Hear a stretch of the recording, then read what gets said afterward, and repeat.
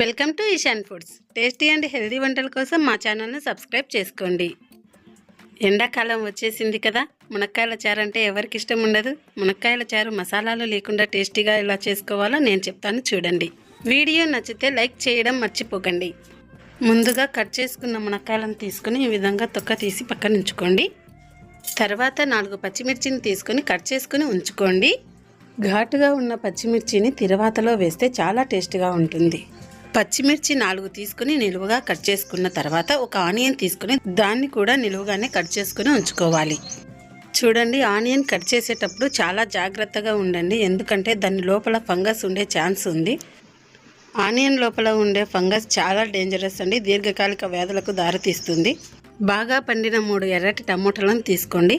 టమాటోలో calcium content చాలా ఎక్కువగా ఉంటుంది. కిడ్నీలో స్టోన్స్ టమాటో తినడం వల్ల కాదండి వచ్చేది, శరీరంలో కాల్షియం కంటెంట్ ఎక్కువ ఉండడం వల్ల వస్తాయి. అందువల్ల కిడ్నీలో స్టోన్ ఉన్నవారు టమాటోను తక్కువగా తీసుకోవాలి. చూడండి, ఈ విధంగా అన్ని తరుక్కున్న తర్వాత ప్యాన్ వేడెక్కాక ఆయిల్ వేసుకోండి. తర్వాత పోపు దినుసులు వేసుకొని అవి చిటపటలాడిన తర్వాత కరివేపాకు వేసుకుని తర్వాత ఆనియన్స్ వేసుకోవాలి. తర్వాత పచ్చిమిర్చి వేసుకొని అవి బ్రౌన్ కలర్ వచ్చేంత వరకు వేయించుకోండి. ఇలా బ్రౌన్ కలర్ వచ్చేంత వరకు వేయించుకోవడం వల్ల పచ్చిమిర్చి ఫ్లేవర్ బాగా తగులుతుంది. చూడండి, ఇలా బాగా వేగిన తర్వాత మునక్కాయలను తీసుకుని ఆయిల్లోనే వేసుకోవాలి. ఇందులోనే పసుపు, ఉప్పు వేసుకుని మగ్గించుకోవాలి. ఉప్పు కాస్త ఎక్కువ వేసుకోండి, మునక్కాయలకు బాగా పట్టాలంటే ఉప్పు కాస్త ఎక్కువనే వేసుకోవాలి.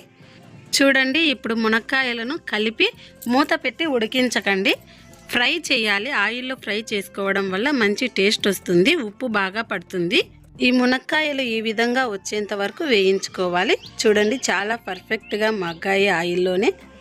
ఇలా మగ్గించుకున్న తర్వాత అందులో కట్ చేసిన టమోటోలను వేసుకొని మరి కాసేపు మూత పెట్టుకొని మగ్గించుకోవాలి. అలా చేయడం వల్ల మునక్కాయ టమోటోలో బాగా ఉడుకుతుంది. చూడండి, చాలా బాగా మగ్గింది. ఈ విధంగా మగ్గించుకున్న తర్వాత ఇందులో కొబ్బరి, అల్లము, వెల్లుల్లి పేస్ట్ను ఇందులో వేయాలి. అది కాస్త కలుపుకొని కారం పొడి వేసుకొని బాగా కలుపుకొని మగ్గించుకోవాలి. ఎందుకంటే అల్లం వెల్లుల్లి పచ్చివాసన ఉంటుంది కదా, ఆ వాసన పోయేంత వరకు మగ్గించుకోవడం వల్ల కూర ఘాటు రాకుండా మంచి టేస్ట్ వస్తుంది. ఇలా బాగా మగ్గిన తర్వాత అందులో చింతపండును కడిగి వేసుకోండి. ఈ ప్రాసెస్లో చేయడం వల్ల ఎటువంటి మసాలాలు లేకుండా మునక్కాయ చారు చాలా టేస్టీగా వస్తుంది. ఇందులోకి మరీ చిక్కగా కాకుండా పల్చగా కాకుండా వాటర్ వేసుకోండి. దీన్ని బాగా కలుపుకోండి, ఎందుకంటే అల్లం వెల్లుల్లి పేస్ట్ వేసాం కాబట్టి కలుపుకోవాలి. ఇలా బాగా పొర్లిన తర్వాత అందులోకి కొత్తిమీర వేసుకొని దించుకోండి. చివరగా కాస్త బెల్లం వేస్తే చాలా టేస్టీగా ఉంటుంది. Thank you for watching.